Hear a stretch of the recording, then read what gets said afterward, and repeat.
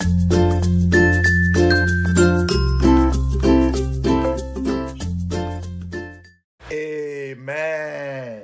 Amen. Amen. Le sang de Jésus. Le sang de Jésus. Le sang de Jésus. Le sang de Jésus. Le sang de Jésus. Le sang de Jésus. Le sang de Jésus. Dans le puissant nom de Jésus, nous avons prié. Amen. Amen. Amen.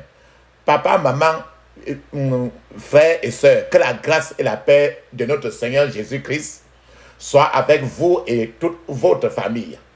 Amen.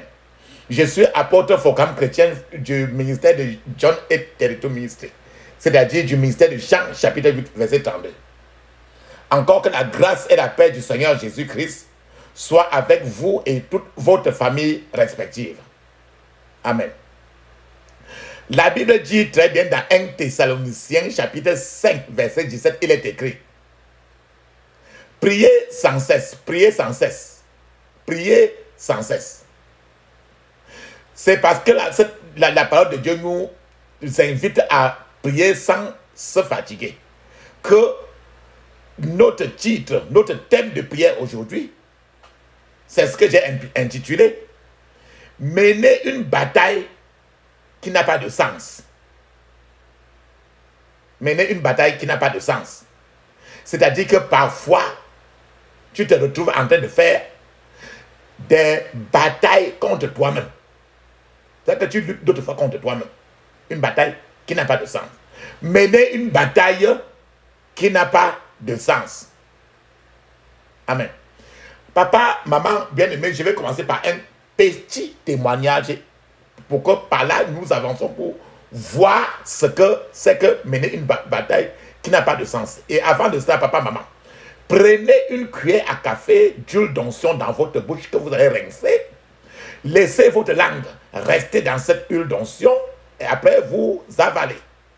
Et bien après, frottez votre main droite, la paume de vos mains avec l'huile d'onction et frottez votre front, touchez encore vos cheveux, votre nombril et faites la même chose aussi pour vos enfants le plus souvent, même quand ils sont en train de dormir.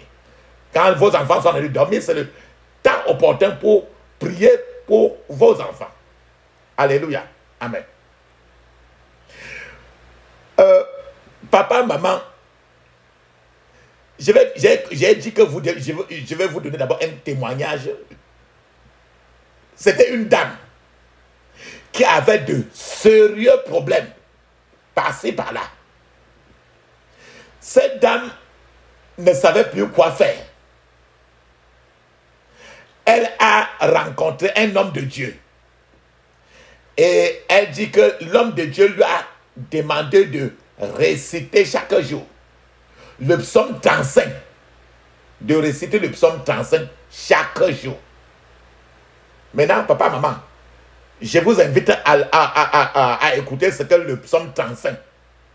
Les 8 premiers versets du psaume 35 au moins pour que nous comprenions ce qu'il y a dedans.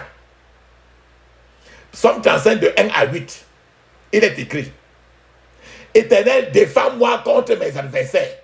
Elle est comme ça d'appeler que Dieu la défende contre ses adversaires. Éternel, défends-moi contre mes adversaires. Combat ceux qui me combattent. Saisis le petit et le grand bouclier et lève-toi pour me secourir. Brandis la lance et le javelot contre mes persécuteurs. Dis à mon âme, je suis ton salut. Qu'ils soient honteux et confus ceux qui en veulent à ma vie. Qu'ils reculent et rougissent ceux qui méditent ma perte. Verset 5. Qu'ils soient comme la balle emportée par le vent. Et que l'ange de l'Éternel les chasse. Que leur route soit ténébreuse et grisante. Et que l'ange de l'Éternel les poursuive. Car, sans cause, ils m'ont tendu leur filet sur une fosse. Sans cause, ils l'ont creusé pour m'ôter la vie. Que la ruine les atteigne à l'improviste. Qu'ils soient pris dans le filet qu'ils ont tendu. Qu'ils tombent et périssent. Papa, maman, vous allez bien écouter le verset, le psaume 35 du verset 1 à 8. La sœur était en train de lire ceci tous les soirs et tous les jours, le soir. Et plus elle priait ceci, quand elle priait que ceci, elle a dit que l'ange de l'Éternel poursuivait même ses ennemis. Alors, plus elle priait ceci ainsi tous les jours, alors tout ce qu'elle disait dans ces versets-ci, ces choses-ci étaient en train d'arriver sur elle-même.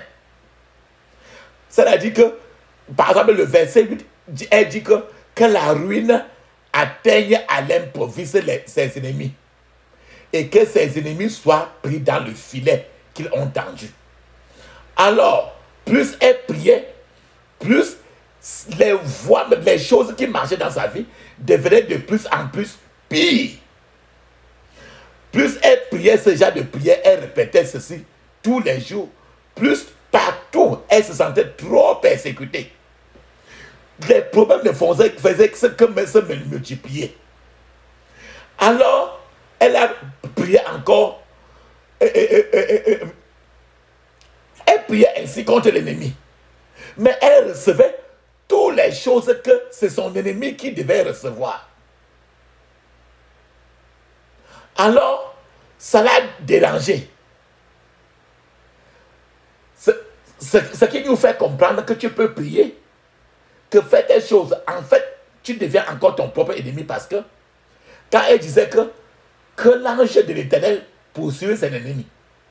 Et si ton ennemi est en toi-même, ce que tu as en train de dire va encore tomber encore sur toi parce qu'en fait, tu te retrouves étant en même temps toi qui pries, en même temps toi qui es à la source de tes propres problèmes. Je vais vous donner encore l'exemple d'un autre frère. Un autre frère était en train de prier. Ce frère a prié avec agressivité, avec trop de colère et a demandé au Seigneur de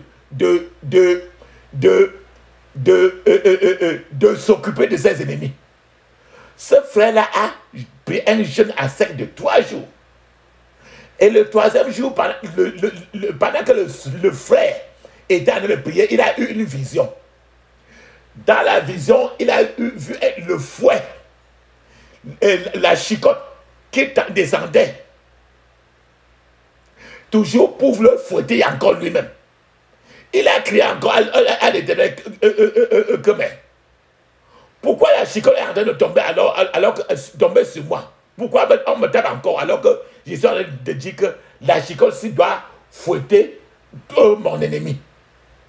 Maintenant, quand il était dépassé ainsi, il ne faisait que prier et la chicotte, il prie et la chicotte descend encore pour le fouetter. Il prie, la chicotte du ciel encore vient encore pour le fouetter. Il a demandé encore à Dieu ce qui se passait. Que le fouet descendait, le fouet de l'ennemi, que c'est le fouet que normalement il devait aller au contact avec son ennemi et non lui. Mais le Seigneur lui a dit que lui-même, il était son propre ennemi. Que la racine de ses propres problèmes, qu'il est à la racine de ses propres problèmes. Ce qui fait que quand il prie, son seul ennemi à fouetter, c'est encore lui-même. Papa, maman, la Bible dit dans 1 Corinthiens chapitre 9, verset 26, il dit, mais moi donc je cours non pas comme à l'aventure, je frappe non pas comme battant de l'air. Ce frère était en train de prier. Il prie contre lui-même. Ça veut dire qu'il a de courir à l'aventure. Il est en train de battre l'air. Est-ce que tu peux frapper l'air? L'air que tu ne vois pas, tu vas frapper ça comment? L'apôtre Paul ici dans 1 Corinthiens 9 verset 26, il dit qu'il est possible à une personne de mener une bataille à l'aventure. Une bataille incertaine. Une bataille qui n'a pas de sens. L'apôtre Paul dans 1 Corinthiens 9, verset 26 dit, moi donc je cours, non pas comme à l'aventure, qu'il n'est pas en train de faire l'aventure dans sa course, qu'il est sérieux. Je frappe non pas comme battant de l'air, c'est-à-dire que je ne suis pas en train de frapper dans le vide. Donc, l'apôtre Paul dit qu'il est possible que quelqu'un soit en train de faire une lutte contre le vent. C'est-à-dire que quelqu'un soit en train de lutter contre lui-même. L'apôtre Paul ici, ce verset en train de nous dire que quelqu'un peut être en train de gagner une course que personne ne lui a pas demandé de faire à cette course-là. Que l'apôtre Paul, ce verset dont je dis est en train de nous rappeler qu'une personne d'autre ne peut rivaliser, ne peut lutter contre elle-même. Tu ne peux pas te mettre là pour te prendre toi-même comme étant ton propre ennemi en train de frapper ta propre tête. C'est-à-dire que tu es en train de lutter contre toi-même. Quand une personne mène des combats contre lui-même, c'est un combat qui n'a pas de sens. C'est une lutte qui est donc sans sens. Une lutte insensée. Papa, maman, c'est triste, mais c'est aussi vrai. Et c'est même malheureux que cela arrive aux bien-aimés, aux gens dans nos jours. Les gens eux-mêmes, les êtres humains eux-mêmes, fabriquent des armes. Ils entraînent des soldats à lutter contre eux-mêmes. La Bible dit encore toujours, l'apôtre Paul dit dans 1 Corinthiens 9, 26, moi donc, je cours non pas comme à l'aventure. Je ne marche pas suivant l'aventure. Je frappe non pas comme battant de l'air. L'apôtre Paul est ici en train de dire que pour faire n'importe quoi, il a un objectif. Que son combat et sa course ont du sens. Et son combat et sa course a un but clair et précis. Papa, maman, bien-aimé, j'aimerais que tu comprennes que cette vérité, comprenez cette vérité qui est assez rare. Que la défaite dans la vie d'un chrétien, d'un enfant de Dieu, n'est généralement pas la faute de Dieu. La défaite, les problèmes de l'être humain, le plus souvent, c'est la faute de la personne elle-même. Nous sommes la genèse le plus souvent de nos propres problèmes. C'est-à-dire que le plus souvent, tu vas lever toi-même aussi tes prières en disant que Seigneur, aide-moi à ne plus lutter contre moi-même. Parce que mon ennemi est moi-même. Il est triste de constater que de nombreuses personnes ne parviennent pas à reconnaître eux-mêmes et à accepter qui elles-mêmes sont. C'est-à-dire que ce qu'ils sont, ils présentent toujours le contraire de ce qu'eux-mêmes ils sont. Il est malheureux de constater que plusieurs personnes ne sachent donc pas, ne savent non pas où elles ont tourné, où elles ont mal tourné dans leur vie, ni pourquoi les choses ont mal tourné dans leur vie. Plusieurs personnes n'arrivent pas à retourner sur eux-mêmes pour regarder sa main mise dans ses propres problèmes. Plusieurs gens ne parviennent pas à faire face à la vérité sur leur propre vie. Plusieurs aimeraient qu'on parle de ce qu'eux, ils ne sont pas.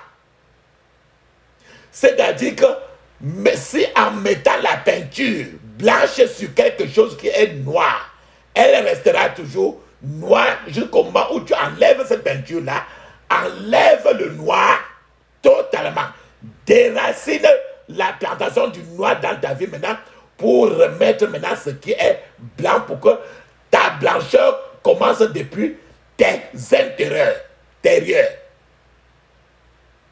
Plusieurs gens, plusieurs frères bien-aimés se tournent vers des mascarades et se poursuivent eux-mêmes. C'est-à-dire que plusieurs gens sont en train de courir après eux-mêmes, se poursuivent eux-mêmes. c'est des mascarades égoïstes qui ne se démarquent pas pour savoir ce qu'elles sont réellement. Plusieurs gens ne veulent pas comprendre la réalité d'eux-mêmes. Papa, maman, comment une personne lutte-t-elle une bataille qui n'a pas de sens? Lorsqu'une personne, lorsqu'un frère bien-aimé se détourne de la réalité de qui ou de ce que cette personne est, c'est-à-dire que tu refuses de regarder qui tu es, de considérer ta propre valeur intrinsèque. Quand tu refuses de reconnaître qui ou ce que tu veux, ce que tu vaux, tu es déconnecté toi-même. Tu te retrouves le plus souvent toujours à mener des batailles qui n'ont pas de sens. Tu te retrouves toujours à lutter contre toi-même. En fait, c'est comme un chien qui essaye d'attraper sa propre queue. Un chien qui se tourne pour attraper sa propre queue. Papa, maman, retourne-toi. Cherche à découvrir qui est ce que est votre véritable moi. Votre moi intrinsèque. Reconnaissez la vérité sur vous-même d'abord. Laisse ton entourage. Laisse ce que les autres ont fait. Tourne sur toi-même. C'est la première étape vers la maturité spirituelle. L'évangélisation commence d'abord par tes intérieurs. Il sera facile pour toi d'évangéliser qui que ce soit. Mais ton évangile va commencer par toi-même. Comment une personne peut lutter, peut mener une bataille qui n'a pas de sens? Quand tu n'arrives pas à accepter dans ta vie tes propres fautes, c'est de ce sur quoi j'ai dit que la maturité spirituelle commence par, si tu commences toi-même par accepter le plus souvent tes propres fautes. Beaucoup de gens répètent toujours le péché que Adam a fait, Adam et Ève ont fait au jardin d'Éden, dans Genèse chapitre 3, versets 6 et 12. Je vais vous rappeler un peu ce qui s'est passé dans Genèse chapitre 3, versets 6 et 12. Le péché de Adam, Ève, ainsi de suite. Adam a fait ce que Dieu lui avait demandé de ne pas faire. C'est-à-dire manger le fruit défendu. Et quand il a su très bien qu'il a fait cela, c'est-à-dire qu'il a fait quelque chose qui n'était pas bien.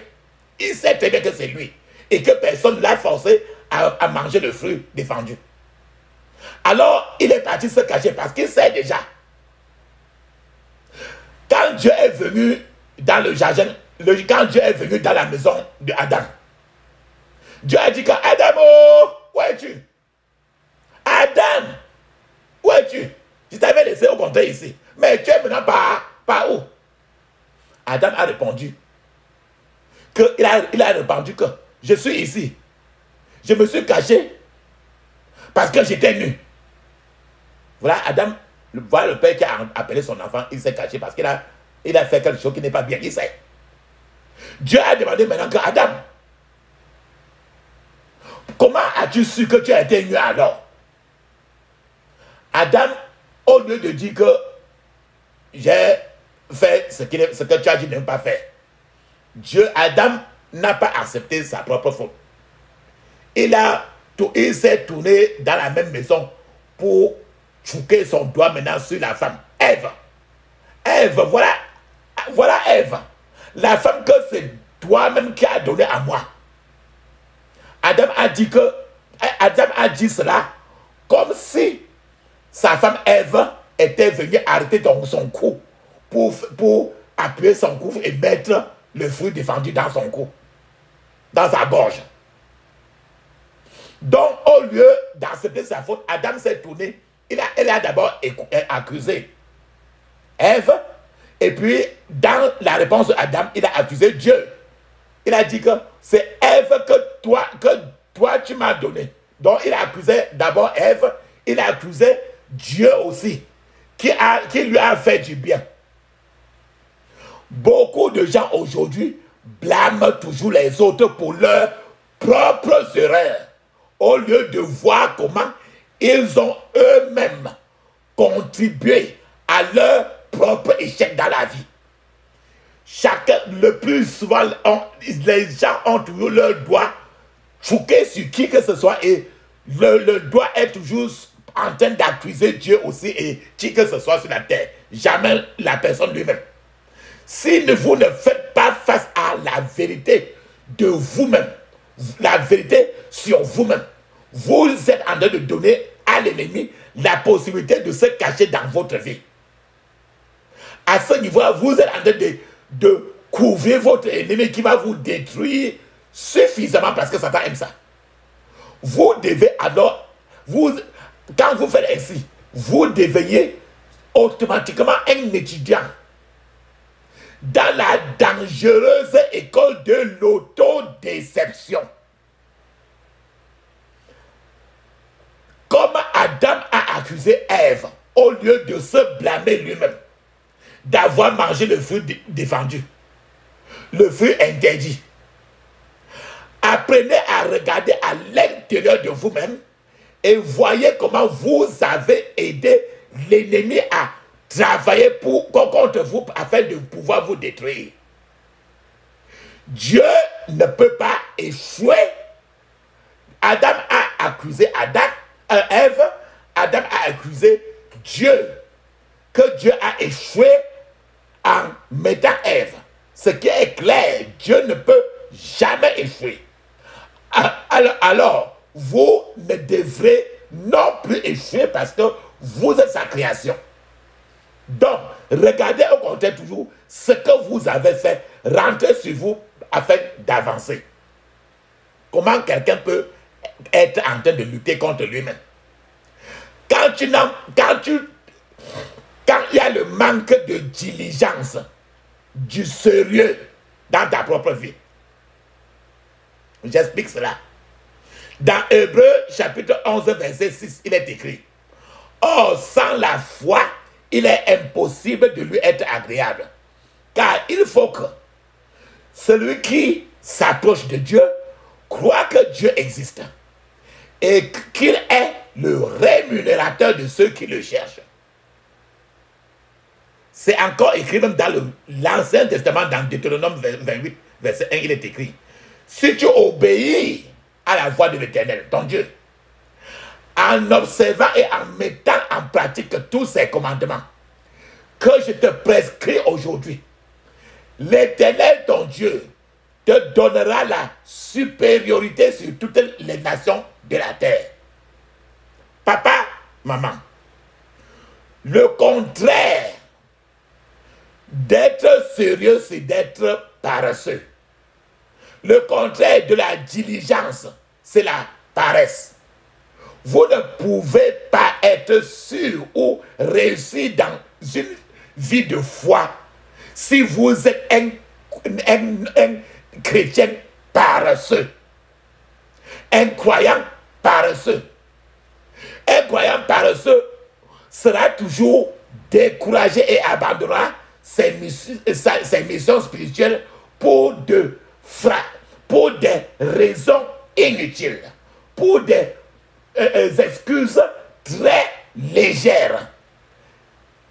La personne peut écouter, il y a certains gens qui peuvent être en train de suivre la musique pendant même 3 heures de temps. Il y a des gens qui regardent la télévision pendant excessivement d'heures et finissent la journée par ne même pas, ils n'ont jamais même 15 minutes pour prier efficacement. Si bien qu'au moment de prier, ils sont fatigués parce qu'à ce moment, ils ne prient plus efficacement. Si ces personnes reconnaissent leur faiblesse à ce niveau et se réveillent, ces personnes vont parvenir à réussir dans toutes ces voies. Beaucoup de gens, le plus souvent même, vont à l'église, dans la maison de Dieu, juste pour regarder les autres et non pour refléter leur propre image au regard de la parole de Dieu.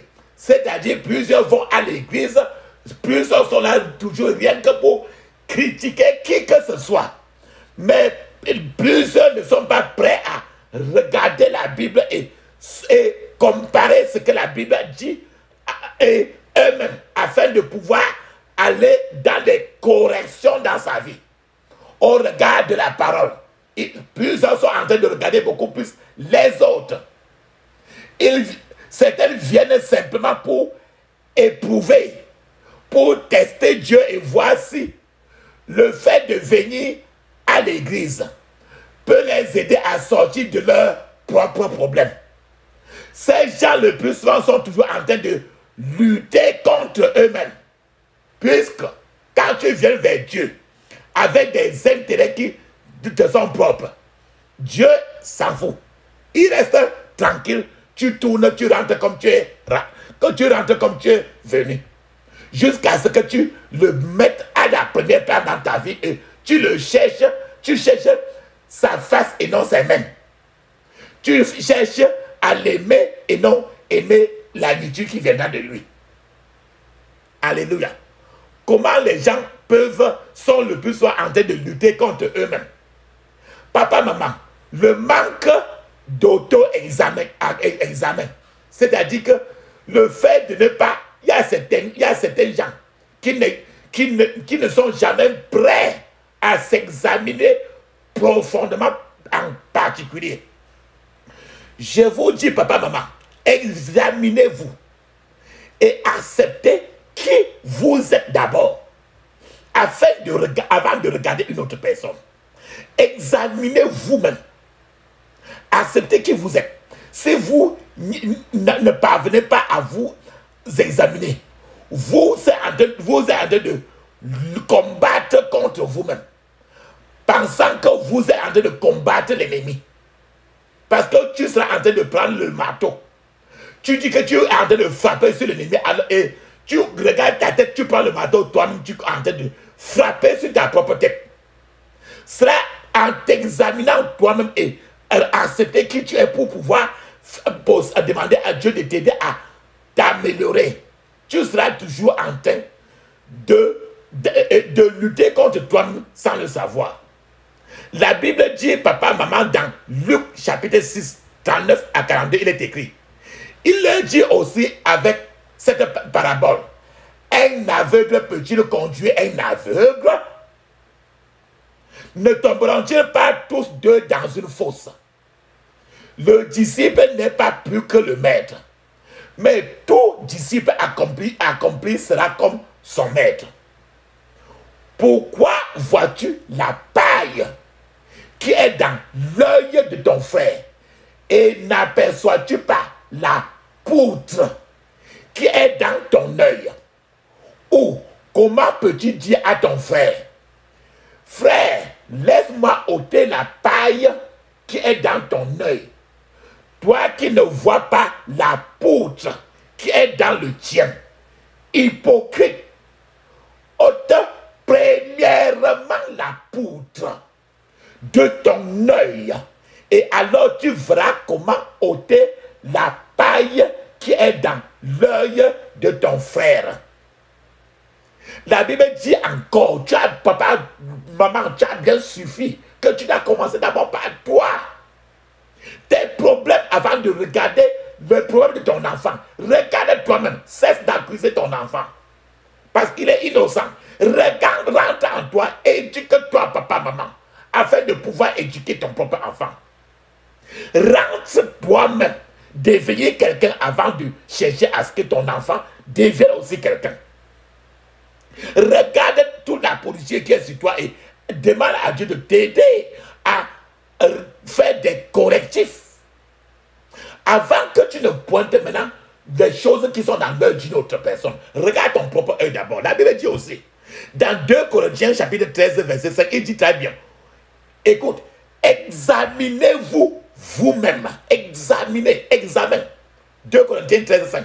Dieu te dit toi-même, papa, moi-même, il dit à moi, il dit à toi, examinez-vous vous-même pour savoir si vous êtes dans la foi. Éprouvez-vous vous-même. Pas que quelqu'un va le faire pour vous. Éprouvez-vous vous-même. Ne reconnaissez-vous pas que Jésus-Christ est en vous et à moins peut-être que vous ne soyez réprouvés. Papa, maman, Jésus-Christ a dit aux apôtres de recevoir aussi d'abord la puissance du Saint-Esprit avant de sortir et d'aller partout et d'être ses témoins. Donc, reçois d'abord toi-même le Saint-Esprit. Ne va pas en route quand tu n'as même pas le Saint-Esprit. Reçois toi-même. Toi-même d'abord. Toi-même. Le Saint-Esprit avant d'aller parler à ton enfant qu'il faut qu'il ait le Saint-Esprit. Aujourd'hui, papa, maman, vous devez tourner alors maintenant la lumière de Dieu, la lumière du Saint-Esprit sur vous-même. Tourne la lumière, tourne les phares de la lumière sur vous. Pour que maintenant, avec la lumière du Saint-Esprit, ça regarde toutes les défaillances. Et pour que maintenant, ces défaillances-là, tu demandes à Dieu de t'aider à enlever ces défaillances-là pour les remplacer par le bon, afin de pouvoir maintenant regarder l'autre. Demandez-vous, papa, posez-vous un certain nombre de questions. Je vais vous poser quelques questions. Au moment de les répondre, ne répondez pas trop. Regardez ces questions, ne répondez pas trop. Allez répondre beaucoup avec le Saint-Esprit pendant que je les pose. Demandez-vous en vous-même, demandez-vous où vous en êtes jusqu'à ce niveau. Êtes-vous orgueilleux? Si on te demande en toi-même, dans l'arrêté, est-ce qu'il y a l'orgueil en toi? Il n'y a personne qui va venir. Chacun va venir. Tes amis vont dire que tu n'es pas, que tu es quelqu'un de très très bon. On va t'aider à mentir de toi-même le plus souvent. De toi-même, si tu es étant face à Jésus-Christ de maintenant, est-ce que tu es prêt à dire que tu es orgueilleux? Es-tu arrogant? Est-ce que tu es le genre qui aime parler de façon à exagérer? C'est-à-dire que l'enfant a pris une aiguille et tu viens, tu dis que l'enfant a volé toute une maison. Est-ce que dans ta vie, si quelqu'un dit que tu es un menteur patenté, tu dois être fâché? Est-ce que si quelqu'un tu dis que tu es très impatient, ça va te déranger? Si quelqu'un dit que tu es trop paresseux, ça va te déranger? Est-ce que vous aimez-vous Jésus? C'est Jésus-là qui distribue des cadeaux. Et non, c'est Jésus qui dit que vous devez vous repentir. Quand on te dit par exemple, va dans ton secret et tu te repens. À ce niveau-là, depuis plus de 20 ans que tu vas à l'église, si on te dit ça comme ça, tu vas être trop fâché. Est-ce que vous jeûnez, vous faites souvent les jeûnes? Vous aimez les prières? Est-ce que vous priez? Vous faites les prières de 1 heure, 2 heures de prière? Si on dit que tu ne pries pas le plus souvent, ça va te déranger. Gardez-vous, est-ce qu'il y a la méchanceté dans ton cœur? Est-ce que tu peux dire vrai? L'amour du Seigneur Jésus, est-ce que ça existe en réalité dans vous? L'honnêteté là, est-ce que si Jésus est en train de compter ceux qui sont honnêtes dans ta vie, est-ce que tu peux dire à Jésus vrai que tu es honnête? Est-ce que quelqu'un peut donner quelque chose à toi? Une somme d'argent très élevée. Et après, revient encore 2 mois pour reprendre la même somme. Et il reprend ça nettement comme cela était. Avez-vous la foi vraie? Ou bien tu as la foi le dimanche et quand tu finis l'église, la foi l'a fini et s'arrête à l'église. Êtes-vous obéissant à Dieu? Le plus souvent, cherchez-vous toujours à vous faire remarquer, que ce soit en public ou bien quand les gens sont en train de parler. Est-ce que vous cherchez toujours à ce que vos opinions soient l'opinion la plus élevée dans n'importe quel milieu? Êtes-vous vraiment baptisé du Saint-Esprit vrai? Est-ce que vous, le plus souvent, vous cherchez à copier quelqu'un d'autre au lieu de copier Jésus de Nazareth? Est-ce qu'il y a quelqu'un devant vous que vous sachiez que vous regardez, que vous voulez toujours copier ses habitudes? C'est l'idolâtrie. Est-ce que le plus souvent tu dis le plus souvent que Dieu m'a dit, alors que la vérité que tu sais, c'est que Dieu ne t'a absolument rien dit? Est-ce que tu as déjà dit ça? Est-ce que le plus souvent vous comparez aux autres en disant que je suis, alors que vous faites souvent ça, vous avez déjà fait ça? Est-ce que le plus souvent vous sombrez dans les inquiétudes le plus souvent quand certaines choses se présentent devant vous? Êtes-vous comme Jérémie qui a pleuré à cause des problèmes qu'il ne parvenait pas à résoudre? Quand un problème t'arrive, est-ce que tu passes les nuits et les jours à pleurer? Papa, maman, la vérité que je suis en train de vous la dire, j'ai posé autant de questions pour que vous rentrez à l'examen. Examinez vous-même pour regarder la boue, B-O-U, la boue qui est sur vous pour pouvoir demander au Saint-Esprit de vous aider. Lorsque l'ennemi voit que vous avez ces faiblesses que je viens de citer par les questions, l'ennemi va profiter de vous et chercher toujours à vous secouer par les petits trous, par ces trous de faiblesse que je viens de citer.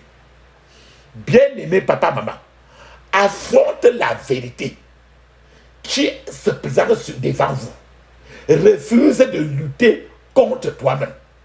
Si l'ennemi utilise la colère, si l'ennemi utilise l'inquiétude pour entrer dans votre vie, alors que vous priez pour attacher l'ennemi, vous vous retrouverez certainement en train de vous attacher vous-même. Parce que ces choses sont dans vous. Tu es en train de dire que Dieu attache l'ennemi. Et quand Dieu envoie la corde, tu retrouves la corde en train d'attacher tes pieds et tes mains. Parce que tu deviens ton propre ennemi. C'est pour ça qu'il faut rentrer maintenant à ton école toi-même, dans ton privé, pour travailler avec l'Éternel. C'est comme une personne qui ouvre par exemple les fenêtres et les portes de sa chambre la nuit. Et cette personne a commence maintenant à prendre une corde pour attacher l'air. Attacher les moustiques. Et à ce moment-là, il est en train de les attacher en commandant que les moustiques n'entrent plus dans la maison. La porte et les fenêtres sont ouvertes. Tu es en train de dire que moustiques n'entrent pas. L'air n'entre pas. C'est quelle lutte? C'est une lutte sans sens. L'air va entrer. Les moustiques vont entrer parce que les portes sont ouvertes.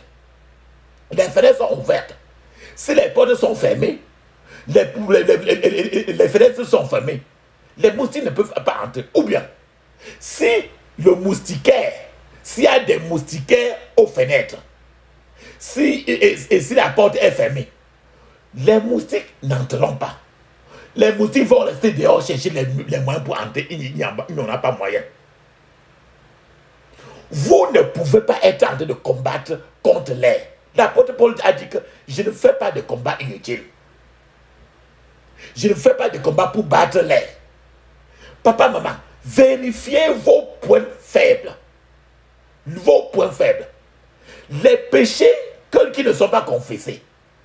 Les domaines de votre vie que vous avez négligés.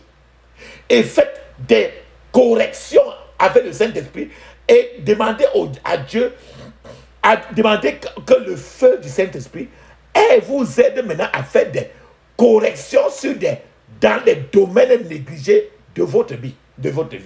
La Bible elle-même dit dans Apocalypse chapitre 12 que le diable accuse les frères et il les accuse jour et nuit. Toujours. Je vais vous donner un témoignage. Il y a de nombreuses années, il y avait un homme démoniaque, un homme très méchant. Un homme qui, le plus souvent, rassemblait les jeunes garçons du quartier. Et il faisait que ces jeunes garçons se mettent toujours à lutter. Ils organisaient le combat entre deux. C'était comme un match de boxe, un match de lutte. Les combattants pouvaient être même blessés dans la lutte. Quand les deux se mettent, ils pouvaient même être blessés. Mais personne ne pouvait abandonner le combat pour ne pas se faire moquer par le public. C'est-à-dire que quelqu'un est en train de taper sur ton œil, mais tu n'abandonnes pas. Ton œil est même crevé, mais tu n'abandonnes pas à cause de la moindre honte. C'est-à-dire que personne ne veut descendre. Regarde très bien. Parfois, l'un d'eux peut être blessé à l'œil et ne veut pas abandonner.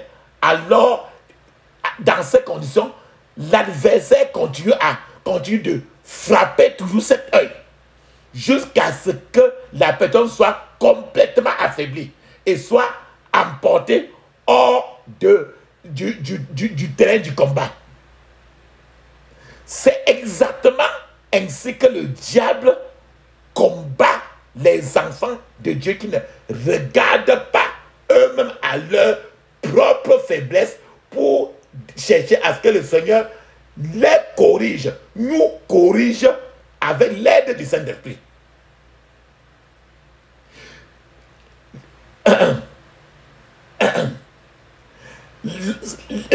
Le diable lui-même et tous ses agents frappent les frères et sœurs en dessous de la ceinture. Il frappe les bien-aimés, surtout dans les points faibles. Et tu caches ces points faibles, le Seigneur reste tranquille, il te laisse exposer. Le diable a tenté sur le Seigneur Jésus-Christ, mais il a échoué. Il a même choisi d'essayer Jésus alors que lui, il savait que le Seigneur Jésus avait jeûné pendant 40 jours, 40 nuits. Regarde quelqu'un qui jeûne 40 jours, 40 nuits. Et qu'il pouvait être faible et affamé. Mais le Seigneur a fait comprendre au diable que l'homme ne doit pas vivre uniquement de pain, mais qu'il doit vivre de ce qu'il sort de la bouche du Dieu d'Abraham, d'Isaac et de Jacob. Le Seigneur Jésus a chassé le diable de sa présence et le Seigneur Jésus a triomphé de toutes les ruses du diable. Celui qui refuse de s'examiner, papa, maman, est du coup en train de se transformer en mascarade dont le visage est couvert et au même moment est en train d'affliger les autres. Les autres qui ne savent pas qui la personne est. Mais cette fois, la personne s'afflige sans le savoir lui-même. La personne est en train de se créer trop de problèmes lui-même sans le savoir. La personne qui refuse de s'examiner et de mettre la lumière de Dieu sur lui-même. Cette personne peut prier et le Seigneur lui donne ses miracles. Mais l'ennemi vient arracher ces miracles encore parce que la personne a une chose ou une autre qui se cache encore dans la vie de la personne et qui sert de tremplin à l'ennemi pour attaquer toujours la personne et arracher ses biens. Papa, maman, certains chrétiens reçoivent le plus souvent des balles, B-A-2-L-E-S, dans leur maison. Des balles spirituelles dans leur maison. Beaucoup sont provoqués. Je vais vous donner un témoignage. Un jour, une sœur était harcelée par quelqu'un. Et elle a fait... il y a une sœur qui a été harcelée par quelqu'un. Cette sœur a regardé cette personne et a fait pleuvoir tous les qualités d'injures, d'insultes sur cette personne en utilisant des mots tellement sales. La sœur, quand elle faisait cela, son pasteur était en train de passer même. La sœur n'avait pas vu le pasteur. C'est quand elle a fini. Elle ne savait pas que le pasteur passait aussi. Et écoutait même la voix de la sœur. La sœur avait déjà prononcé ces mots très sales d'insultes avant de voir bien après son pasteur. La honte très profonde est entrée dans la sœur. La sœur qui à l'église se présente comme très sainte. Cette sœur n'a jamais pu regarder qui elle était. Le vrai chrétien doit toujours savoir renoncer aux attaques du diable. La Bible dit, résistez au diable et il fuira loin de vous. Papa, maman, comment quelqu'un peut lutter contre lui-même? Comment quelqu'un peut faire des guerres contre lui-même? C'est-à-dire vivre une vie stérile, une vie qui ne produit rien aux yeux de Dieu. Un chrétien qui ne porte pas de fruits spirituels. C'est un chrétien qui est dans une voiture et qui est en train de se diriger progressivement vers le feu de l'enfer. Alors qu'il était préparé, ce feu de l'enfer était préparé pour le diable. La Bible dit dans Matthieu 25, 41, il est écrit, alors il dira aussi à ceux de gauche, la gauche, à ceux de gauche. C'est Jésus de Nazareth. Zéré qui en a dit ça.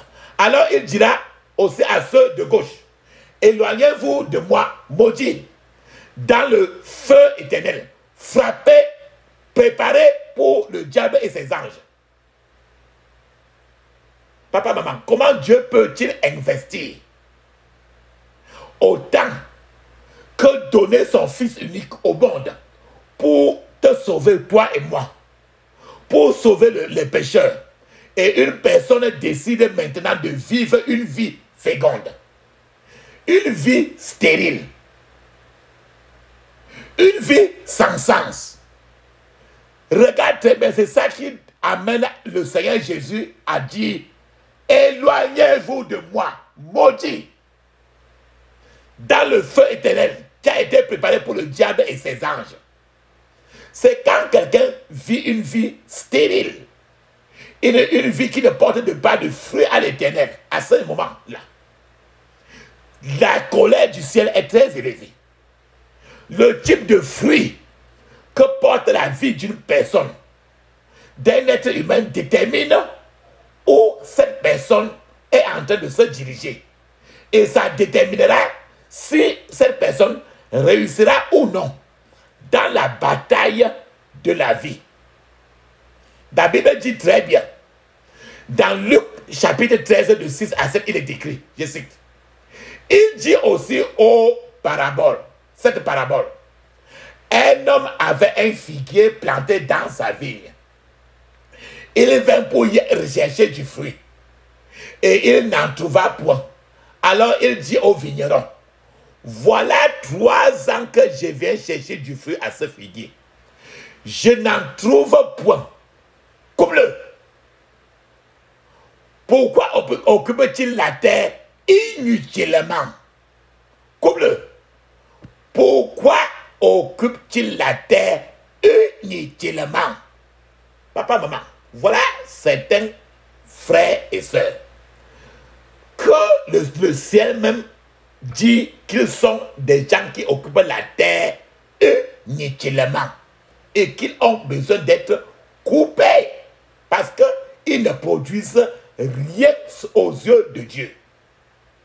C'est-à-dire que c'est des créatures inutiles aux yeux de Dieu. C'est ce que Luc 13, de 6 à 17 à 7 est en train de dire. Dans cette parole des talents, dans la parabole des talents, l'homme à qui on n'en a donné qu'un seul talent n'en avait rien. il a plutôt enterré le talent.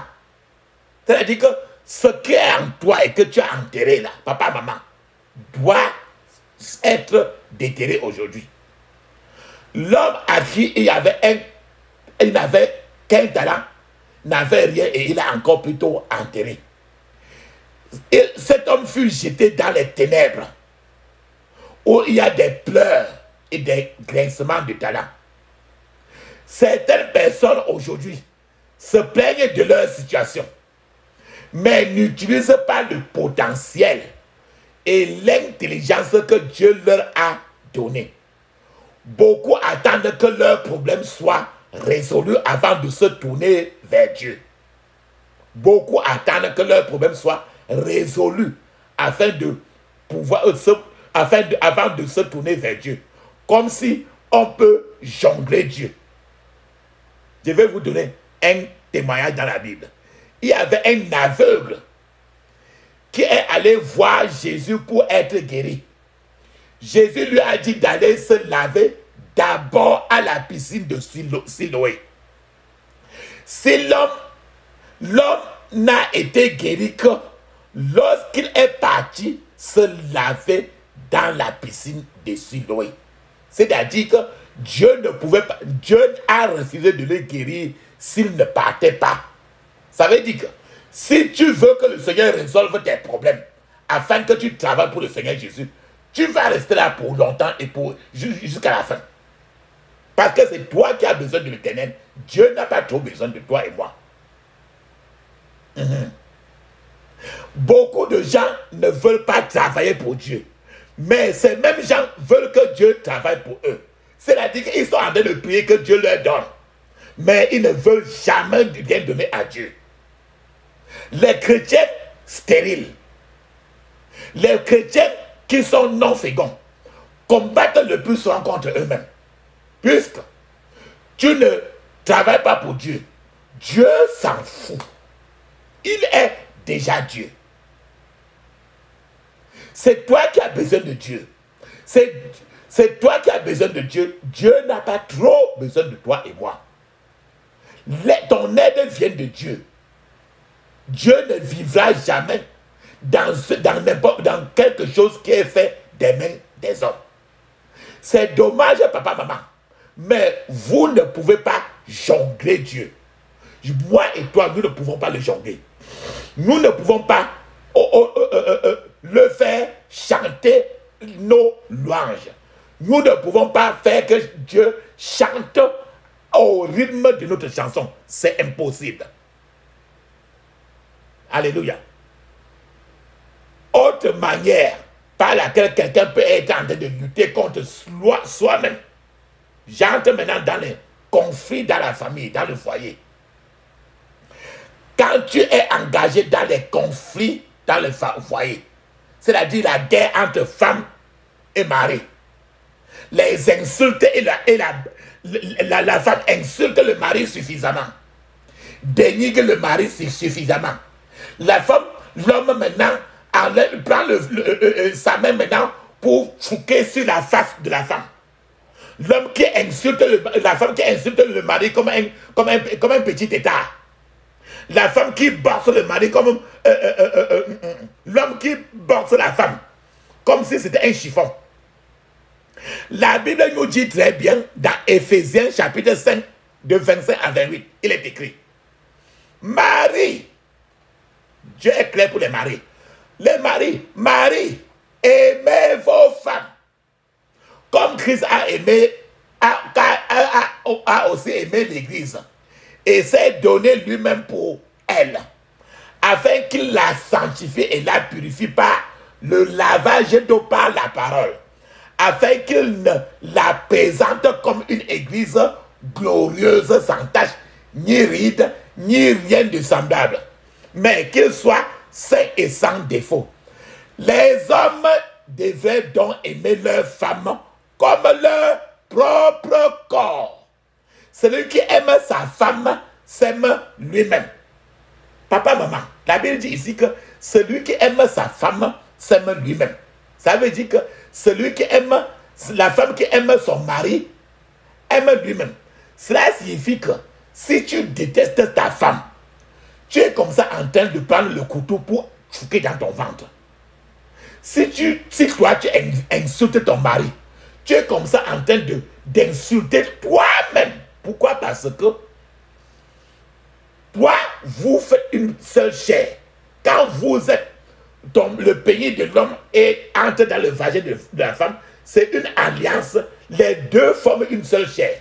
Ça veut dire que toi, la femme, quand tu méprises ton mari, quand tu vas insulter, mentir, dire de tout négatif sur ton mari, en fait, tu es en train d'insulter ta propre personne.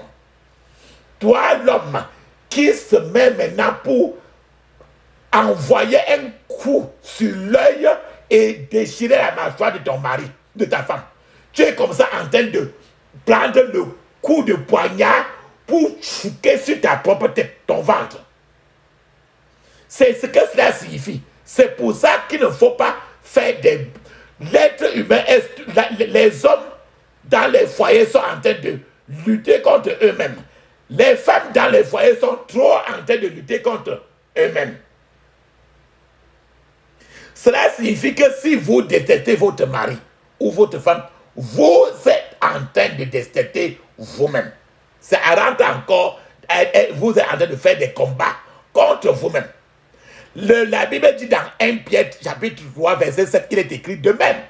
Vous maris, demeurez avec eux selon la connaissance, donnant honneur à la femme comme un vase plus faible, et comme étant héritier ensemble de la grâce de la vie, afin que vos prières ne soient pas entravées.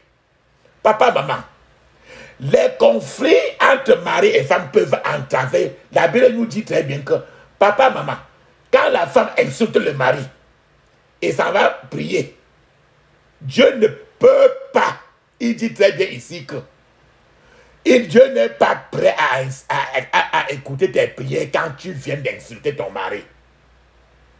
Dieu n'est pas prêt à écouter les prières du mari quand tu viens de borser ta femme. C'est de tous les deux côtés. C'est ça qui est écrit très bien que afin que vos prières ne soient pas entravées. Ça veut dire que le conflit la guerre entre le mari et la femme entrave la réponse aux prières. C'est ce qui est écrit dans 1 Pierre chapitre 3 verset 5. Donc, encore dans le foyer, les hommes sont souvent en train de prendre le couteau pour se poignarder eux-mêmes. Les femmes ne font encore en train de faire la même chose. Encore, d'autres choses encore, ou un domaine pour lequel les gens luttent contre eux-mêmes. Beaucoup de gens sont souvent dans des problèmes à cause de leur propre famille. C'est-à-dire que la genèse des problèmes des gens, c'est leur propre famille. C'est ce qui s'est passé dans Jérémie 10, 25. Verset 25, il est écrit.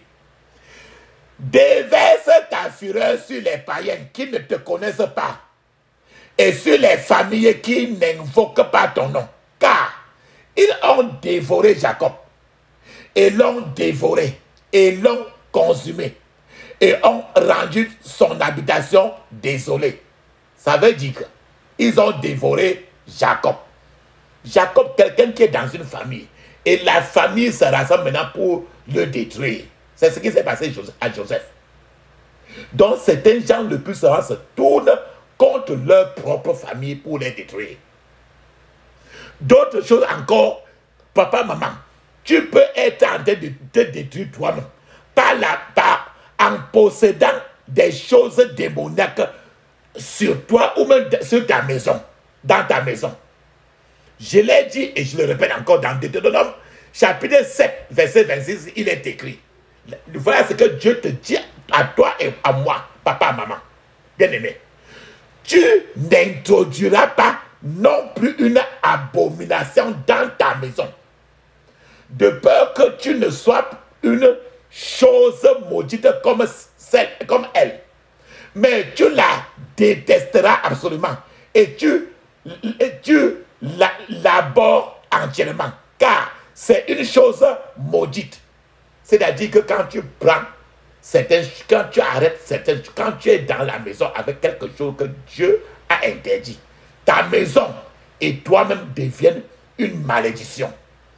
Et les démons vont entrer dedans. Alors que c'est toi qui es parti au marché acheter cela.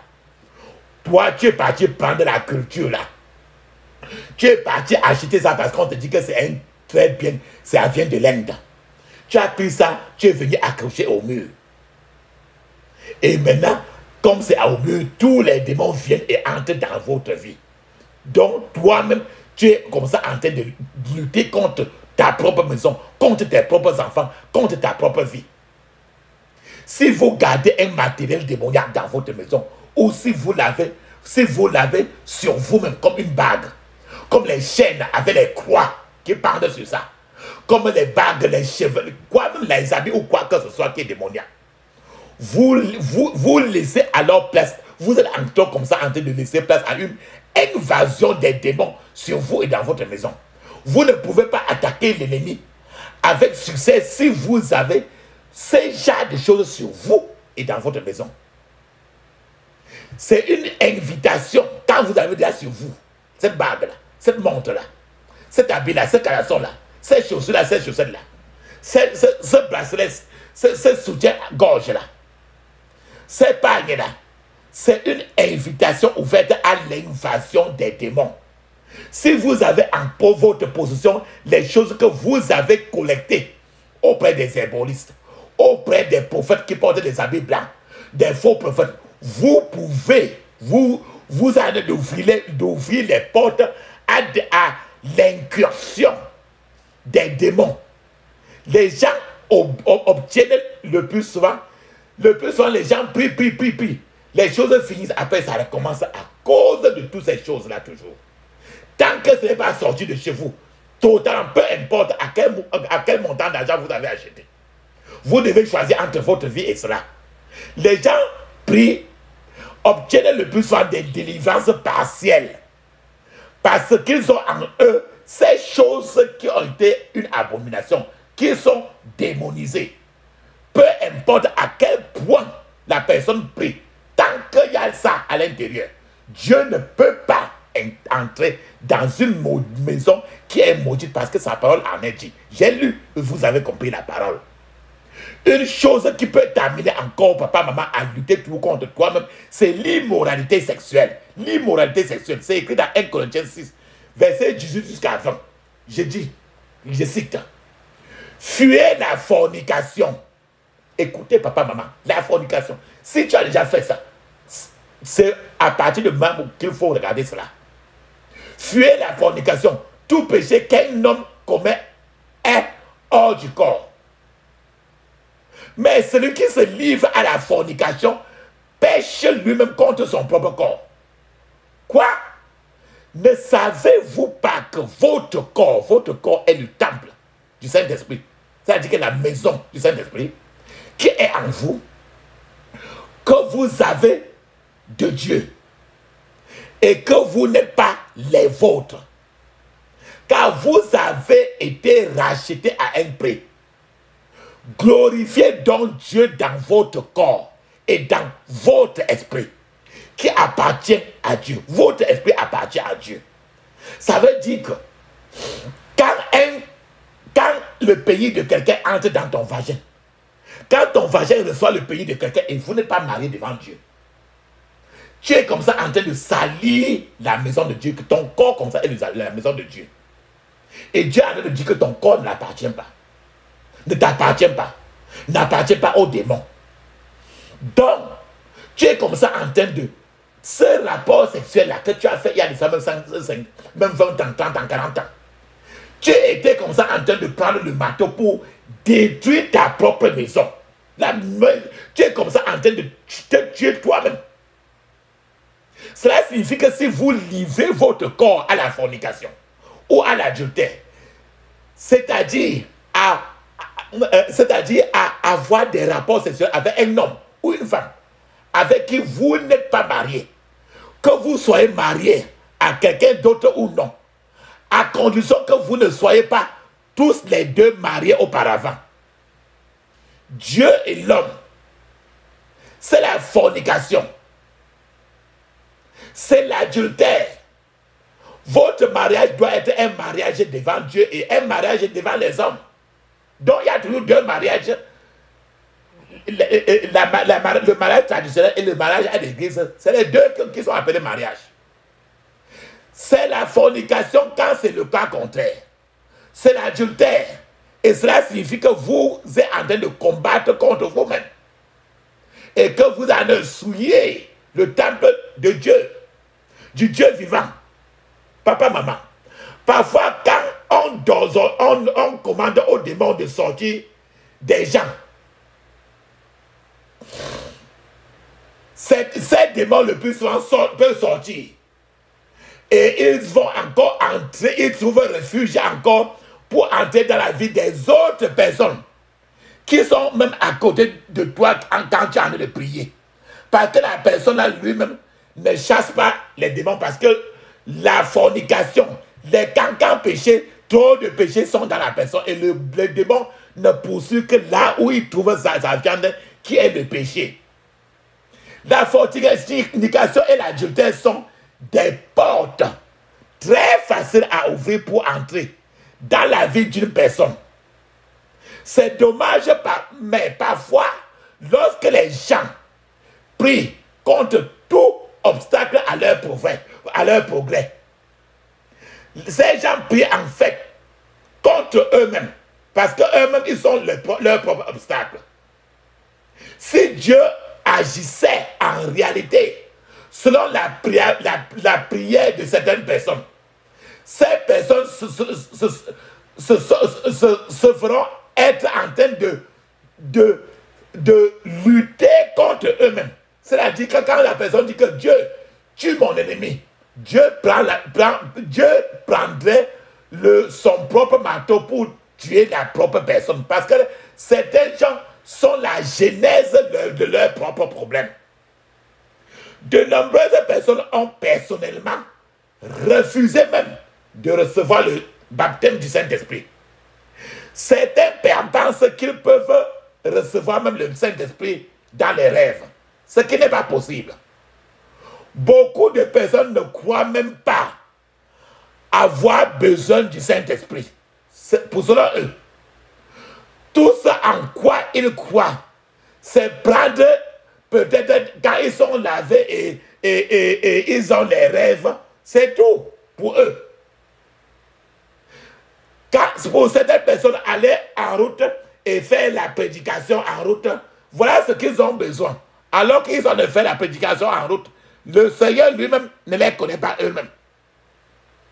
Le Seigneur, papa, maman, veut que vous receviez la puissance.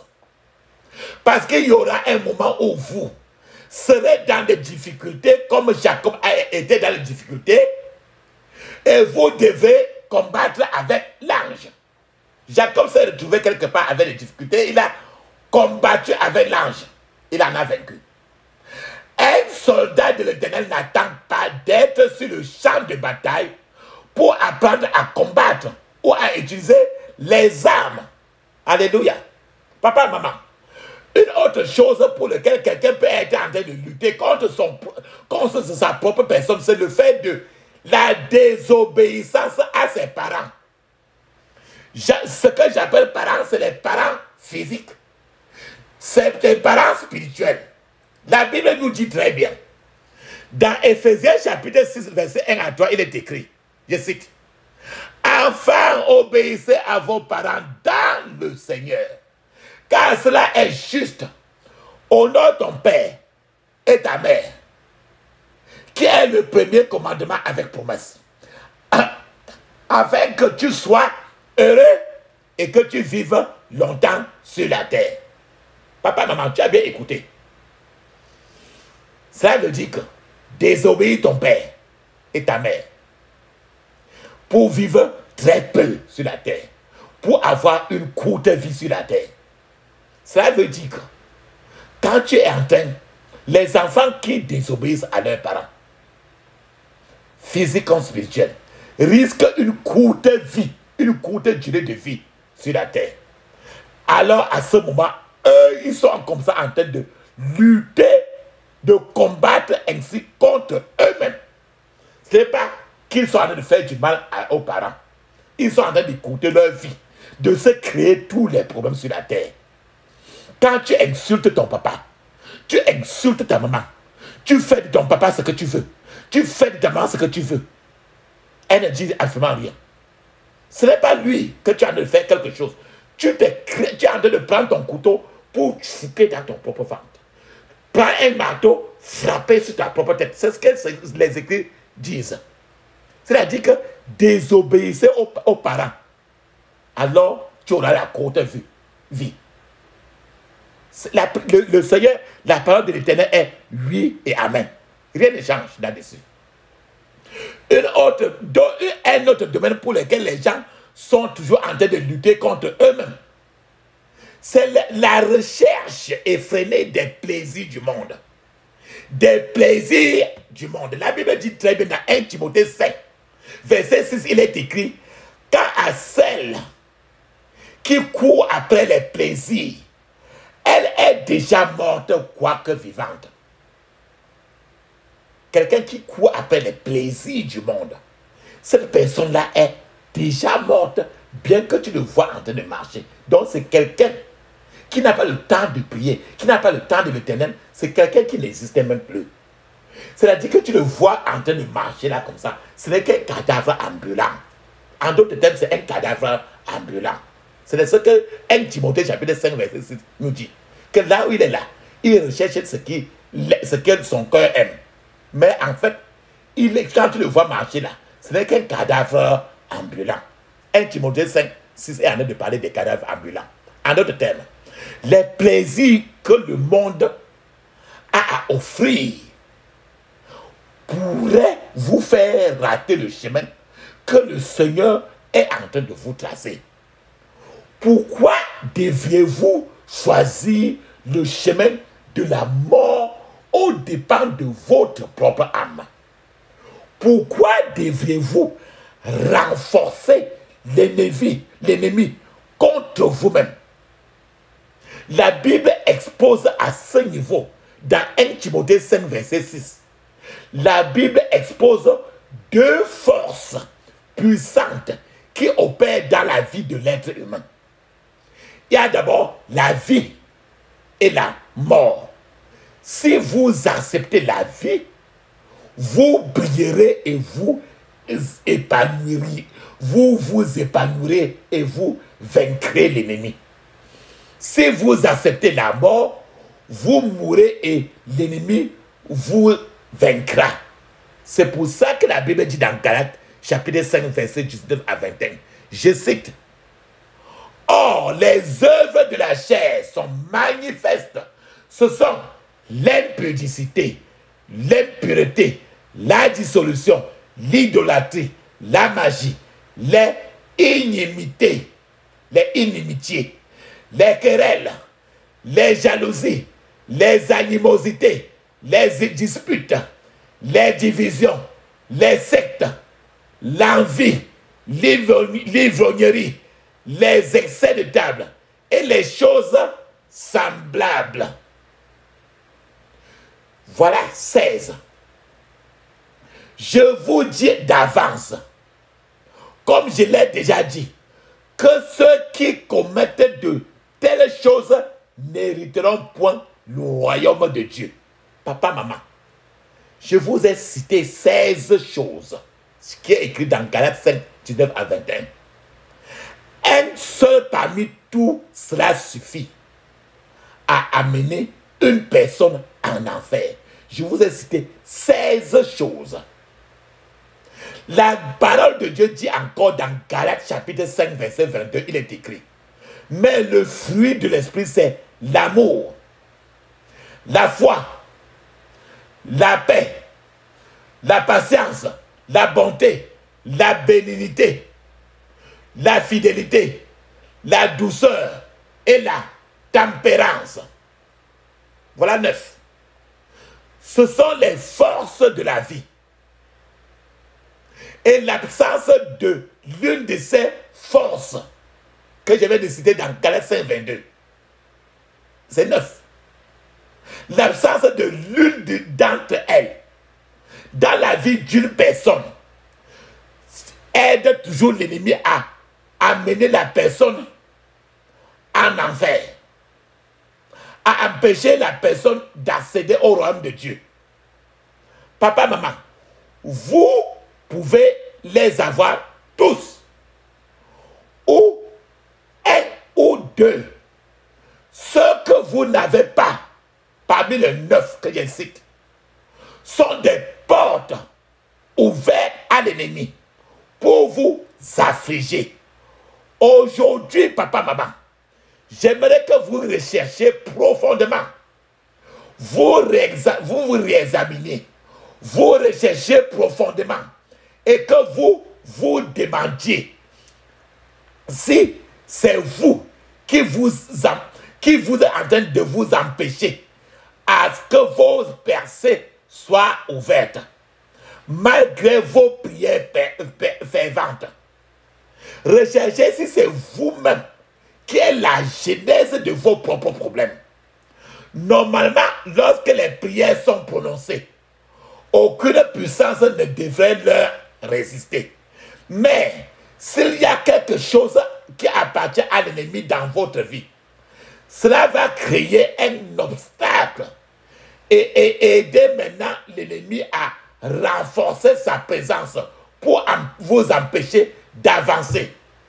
Alors, faites un contrôle, un examen sur vous-même et sur votre vie. Parlez au Seigneur du fond de votre cœur. C'est peut-être vous qui entravez vos propres prières. Si Dieu décide de tirer les flèches que vous lui demandez de tirer, c'est probablement vous qui les recevrez. Peut-être. Menez-vous est-ce que vous allez mener une bataille que vous ne pouvez pas gagner? Vous courez une course que personne ne vous a pas demandé de courir. Et vous êtes seul en train de faire cette course. Décidez, papa, maman, d'effectuer un changement dans votre vie. Prenez votre responsabilité et arrêtez de blâmer les uns et les autres pour ce que vous-même, vous faites contre vous-même. Dites dans votre privé au Seigneur qui vous êtes et faites-lui savoir que vous voulez un changement radical dans votre vie. En fait, le point de départ est une relation personnelle avec le Seigneur Jésus. Si vous n'avez pas encore abandonné votre vie au Seigneur Jésus-Christ, si vous n'êtes pas encore né de nouveau, j'aimerais que vous le fassiez maintenant, là où vous êtes.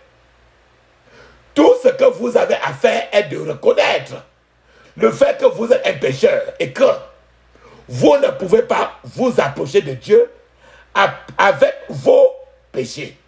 Confessez ces péchés à lui et demandez-lui de vous pardonner et de vous purifier de votre injustice, de toute injustice qu'il y a en vous. Réclamez le pouvoir rédempteur du sang de Jésus-Christ qui a été versé sur la croix du Calvaire. Je vous en félicite, papa, maman, pour cette décision que vous venez de prendre. Et je prie pour que cela soit permanent dans votre vie. Au nom de Jésus, je prie pour que le Seigneur vous soutienne et empêche vos pieds de tomber. Je prie pour que le Seigneur vous garde sous ses ailes et qu'aucun mal ne vous arrive dans le puissant nom de Jésus. Avant de prier, papa, maman, demandez au Seigneur de vous rappeler le fondement juridique ou les portes ouvertes que les forces de la méchanceté spirituelle utilisent pour entrer dans votre vie. Alléluia. Papa, maman, vous êtes déjà en train de vous rassembler maintenant. Vous avez besoin tout simplement de la sagesse. Jésus-Christ est... Jésus-Christ est ma sagesse, il éclaire mon chemin, et je marche à ma faiblesse, quand Dieu passe sur main.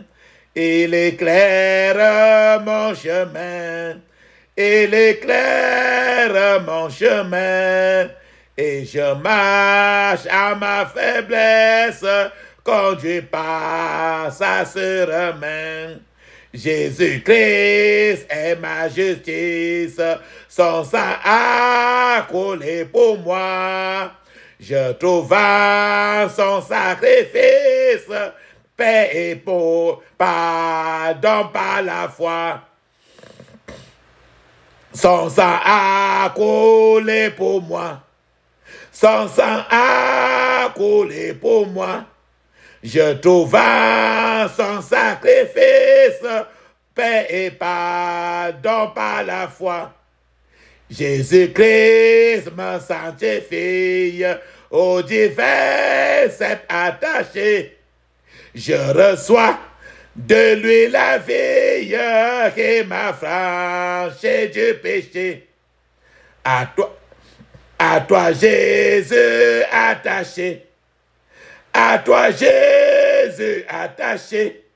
Je reçois de lui la vie qui m'a franchi du péché.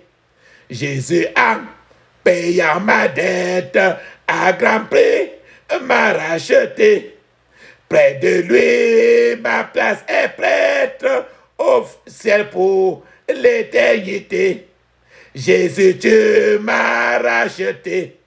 Jésus, tu m'as racheté. Et déjà, ma place est prête au ciel pour l'éternité. Amen. Tu n'as que besoin de la sagesse du Seigneur Jésus-Christ. Amen. Papa, maman, je vous ai parlé de l'huile d'onction et je crois que vous l'avez déjà fait. Il est temps maintenant de faire ces prières agressives maintenant. Rassemblez-vous, évitez la distraction. Fermez vos yeux, ouvrez votre bouche, criez ainsi. Vous avez besoin d'être brisé et d'être remodelé selon la volonté de ton Créateur et non de ta propre volonté. Il faut que tu apprennes à accepter tes propres fautes. Accepter qu'on dise de toi ce qui n'est pas de toi, ce qui n'est pas bon de toi. Ferme tes yeux, crie ainsi. Je couvre mon esprit, mon âme, mon corps et toutes mes possessions du sang de Jésus. Je couvre mon esprit, mon âme et mon corps et toutes mes possessions du sang de Jésus. Dans le sang de Jésus, j'ai prié. Amen. Ferme tes yeux, crie ainsi. Oh Seigneur, brise-moi et remodèle-moi selon ta volonté, au nom de Jésus. Oh Seigneur, brise-moi et remodèle-moi selon ta volonté, au nom de Jésus. Répète. Dans le puissant nom de Jésus, j'ai prié. Amen. Papa, maman, la Bible dit très bien dans Romains 9, 21, il est écrit, le potier n'est-il pas maître de l'argile? Le potier, c'est ton Dieu, mon Dieu. L'argile, c'est toi et moi. Le potier n'est-il pas maître de l'argile pour faire avec la même masse un vase d'honneur et un vase d'un usage vil? Maintenant, tu vas dire maintenant que le Seigneur t'aide à localiser le défaut que tu as dans l'argile de ta vie. L'argile, A-R-G-I-L-E. Ferme tes yeux, crie ainsi. Oh Seigneur, aide-moi à localiser le défaut dans l'argile de ma vie. Au nom de Jésus. Oh Seigneur, aide-moi à localiser le défaut dans l'argile de ma vie. Au nom de Jésus. Oh Seigneur, aide-moi à localiser le défaut dans l'argile de ma vie. Au nom de Jésus. Dans le puissant nom de Jésus, j'ai prié. Amen. Papa, maman, tu vas demander au Seigneur que si ta vie est sur une mauvaise route, si ta vie est sur une mauvaise voie, la voie V-O-I-E, une mauvaise route, que le Seigneur te corrige. Que le Seigneur corrige ta vie. Crie, parce que le Seigneur est ton potier et tu n'es que l'argile. Il doit faire de toi ce que lui il veut et non ce que tu veux. Ferme tes yeux, crie ainsi.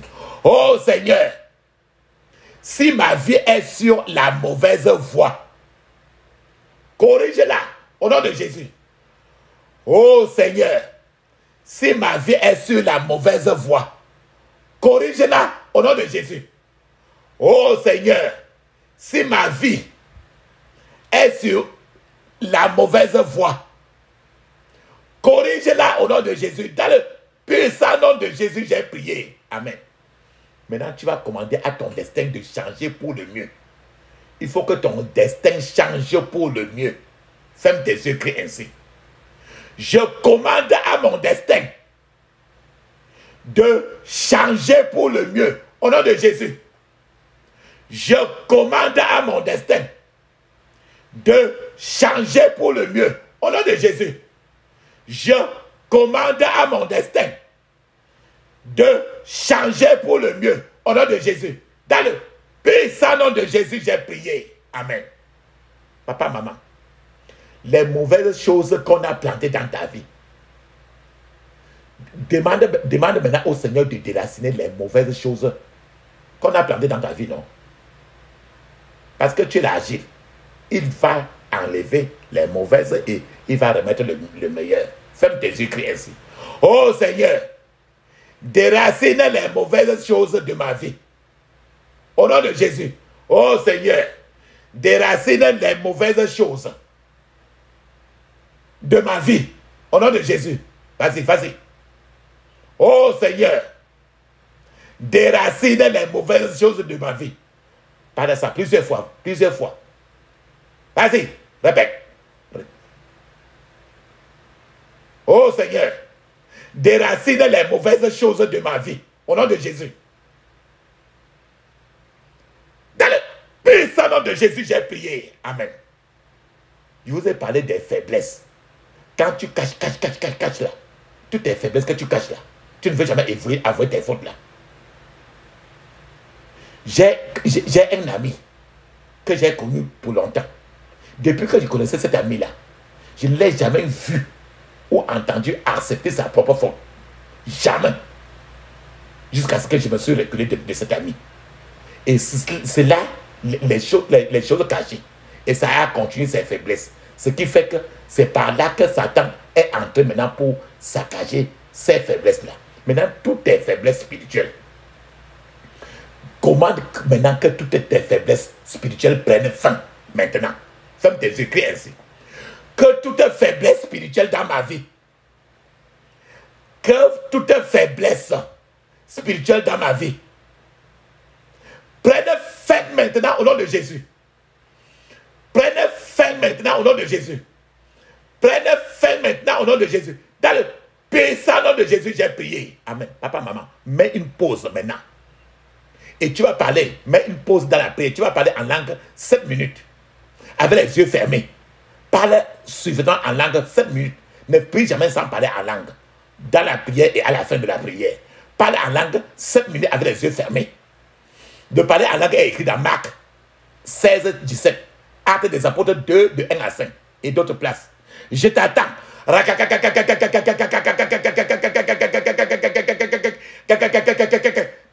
Puissant nom de Jésus, nous avons prié. Amen. Je me remercie, papa, maman. La Bible dit très bien que je vous envoie dans le monde comme les serpents au milieu des loups. Les loups, L-O-U-P-S. Donc les loups, que la Bible dit très bien que je vous envoie comme des serpents au milieu des loups. L-O-P-S. Donc les méchants. Donc partout au lieu de travail, tu es toujours au milieu des loups. Les loups, L-O-U-P-S. C'est les animaux très féroces, très méchants. Autour à ton lieu de travail, c'est les loups. Dans ta maison même, c'est les loups. Sur ton lit, c'est les loups. Dans ton village, c'est les loups. Dans ta famille, c'est les loups. Donc, les loups spirituels maintenant, tu vas paralyser tous les loups spirituels qui travaillent contre ta vie. Ferme tes yeux. Ouvre ta bouche. Crie ainsi. Je paralyse tous les loups. Tous les loups spirituels qui travaillent contre ma vie. Au nom de Jésus. Ferme tes yeux. Répète plusieurs fois. Je paralyse tous les loups spirituels qui travaillent contre ma vie. Au nom de Jésus. Je paralyse tous les loups spirituels qui travaillent contre ma vie. Au nom de Jésus. Au nom de Jésus, j'ai prié. Amen. Peut-être quelque part comme ça, on est en train de faire des transactions négatives et qui t'affectent. Par exemple, on est même parti voir un marabout. Et ton nom est de même dans la liste. Tu ne le sais pas. Les choses qu'on a les sorciers qui sont en train de se rassembler dans la nuit pour faire des incantations afin de t'attaquer. Tu ne le sais pas. Donc tu vas maintenant prier. Et avec tout ce qui se passe dans ta vie, tu es toujours en train de lutter contre toi-même. Tu ne le sais pas. Tu vas prier que toutes les transactions négatives qui sont en train d'affecter ta vie, tu dois annuler les transactions négatives qui sont en train d'affecter ta vie maintenant là. Ferme tes yeux, crie ainsi. Que toute transaction négative qui affecte actuellement ma vie, que toute transaction négative qui affecte actuellement ma vie soit annulée au nom de Jésus. Soit annulée au nom de Jésus. Soit annulé au nom de Jésus. Dans le puissant nom de Jésus, j'ai prié. Amen. Maintenant, n'importe quel esprit méchant, n'importe quel esprit des ténèbres qui est en toi, libère-toi maintenant de ça. Libère-toi. Je vous ai dit que, je vous ai cité 16 esprits de la chair. Et quand tu as même un seul, c'est un mauvais esprit. Et je vous ai parlé de 9 esprits. J'ai cité les 9 fruits de l'esprit. Que s'il y a un manque même de un seul, sont des portes dans ta vie. Maintenant, tu vas prier pour te libérer de tout esprit des ténèbres. Ferme tes yeux, crie ainsi. Je me libère de tout esprit des ténèbres. Au nom de Jésus. Je me libère de tout esprit des ténèbres. Au nom de Jésus. Je me libère de tout esprit des ténèbres. Au nom de Jésus. Je me libère de tout esprit des ténèbres. Au nom de Jésus. Dans le puissant nom de Jésus, j'ai prié. Amen. Papa, maman. Maintenant, tu vas mettre l'huile d'onction sur ta main. Tu frottes d'abord ta main. Pendant que tu frottes, tu as même mis l'huile d'onction dans la paume de tes deux mains. Frotte. Tu n'es pas pitié. Frotte tes deux mains suffisamment. Frotte suffisamment. Tu vas frotter les deux mains sans pitié. Tu frottes à partir de ton coude. Tu frottes avec l'huile d'onction des deux mains. Tu frottes très bien. Pendant que tu frottes, tu fermes tes yeux, tu dis ceci avec moi. Ferme tes yeux, frotte en disant ceci. Que ma main devienne une épée de feu pour abattre les arbres démoniaques. Au nom de Jésus. Frotte maintenant. Frotte, frotte. Frotte fort. N'aie pas pitié. Frotte. Que ma main devienne une épée de feu pour abattre les arbres démoniaques. Au nom de Jésus. Vas-y, dis-le. Frotte. Dans le puissant nom de Jésus, j'ai prié. Amen. Maintenant, comme Goliath était en train de se vanter devant les enfants de Dieu, devant les enfants de Dieu, devant David. Donc, tous ceux qui se vantent contre toi, qui se vantent et ils sont en train de te menacer. Tous ceux qui se vantent contre toi, maintenant, tu vas les réduire au silence. Quand Goliath se vantait, le petit David, avec un petit caillou, a fermé sa bouche. Il est tombé, un costaud Goliath comme ça, il est tombé comme une petite fourmi. Il est devenu rien. Tu vas maintenant réduire au silence pour toujours tous ceux qui se vantent et qui te menacent en se vantant contre toi. Ferme tes yeux, crie ainsi. Tous les pouvoirs vantards, tous les pouvoirs vantards délégués contre moi, soient réduits au silence pour toujours, au nom de Jésus. Sois réduit au silence pour toujours, au nom de Jésus. Sois réduit au silence pour toujours, au nom de Jésus. Dans le puissant nom de Jésus, j'ai prié. Amen. Papa, maman, regarde tout ton corps. S'il y a une marque sur ton corps, ou bien s'il y a même une marque sur ton corps, mets ta main sur n'importe quelle marque, tu frottes bien toutes ces marques-là. Peut-être que tu t'es réveillé un matin, il y a dans ta vie, et que tu as vu rien que la marque là, tu ne sais pas là où ça sort. Tu vas commencer à frotter toutes les marques que tu connais qu'il y a sur ton corps. Peut-être que tu avais fait le tatouage avant. Et maintenant là que tu as donné ta vie et la marque de tatouage est encore là. N'importe quelle marque que tu as vue sur ton corps. Et tu suspectes même ça. Que tu ne suspectes même pas. Mets l'huile d'onction sur la marque là. Pendant que tu frottes cette marque là suffisamment. Tu vas frotter pendant que tu es en train de dire ceci. Tu vas frotter pendant que tu es en train de dire ceci. Que toutes les marques maléfiques dans ma vie, que toutes les marques maléfiques dans ma vie soient effacées au nom de Jésus. Efface-les, efface-les. Soient effacées au nom de Jésus. Vas-y, n'aie pas peur. N'importe quelle place de ton corps, que toutes les marques maléfiques dans ma vie. Il y a même les marques du fait que tu ne te maries pas là. Les marques d'échec. Que toutes les marques maléfiques dans ma vie soient effacées au nom de Jésus. Soient effacées au nom de Jésus. Dans le puissant nom de Jésus, j'ai prié. Amen. Papa, maman. Mais maintenant, ferme maintenant tes yeux. Ne dis pas Amen. Ne dis aucun mot. Ferme seulement tes yeux, ouvre ta bouche. Ne dis aucun mot. Nous allons appeler le Dieu. Nous allons appeler le Dieu d'Élie, qui certainement te répondra, toi et moi, par le feu. C'est un Dieu d'Élie qui répond par le feu. Il est un feu dévorant.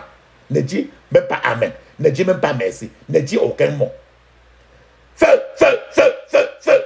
Feu, feu, feu, feu, feu. Feu, feu, feu, feu, feu. Feu, feu, feu, feu, feu, feu.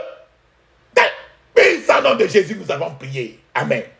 Papa, maman, mes remerciements. Ferme tes yeux maintenant, crie ainsi. Tu vas demander à ce que Dieu déverse l'onction pour que tes choses marchent clairement. Pour des percées. Demande que Dieu verse l'onction pour une percée spirituelle sur toi. Ferme maintenant, crie ainsi. Ferme tes yeux, crie ainsi. Que l'onction pour une percée spirituelle tombe sur moi au nom de Jésus. Que l'onction pour une percée spirituelle tombe sur moi au nom de Jésus. Que l'onction pour une percée spirituelle tombe sur moi au nom de Jésus. Dans le puissant nom de Jésus, j'ai prié. Amen. Papa, maman, il est temps maintenant de fermer notre prière. Ferme tes yeux, crie ainsi. J'interdis tout regroupement, tout renforcement contre moi et ma famille. Au nom de Jésus, j'interdis tout regroupement, tout renforcement, toute contre-attaque contre moi et ma famille. Au nom de Jésus. Dans le nom de Jésus, j'ai prié. Amen. Tu vas maintenant dire que, selon maintenant la prière, je scelle toutes mes prières dans le sang de Jésus. Dis encore 7 fois Amen. Amen. Amen. Amen. Amen. Amen. Amen. Amen. Alléluia. Papa, maman, maintenant, ne lutte plus contre toi. Tu vas faire des prières si suffisamment. Et ton frère, ta soeur qui est quelque part là, cette prière, si tu vas lui donner pour l'aider encore. Papa, maman, parlons en langue. Parlons en langue de 7 minutes. Mais je vous conseille de parler au moins 30 à 1 heure de temps. Alléluia. Allons-y.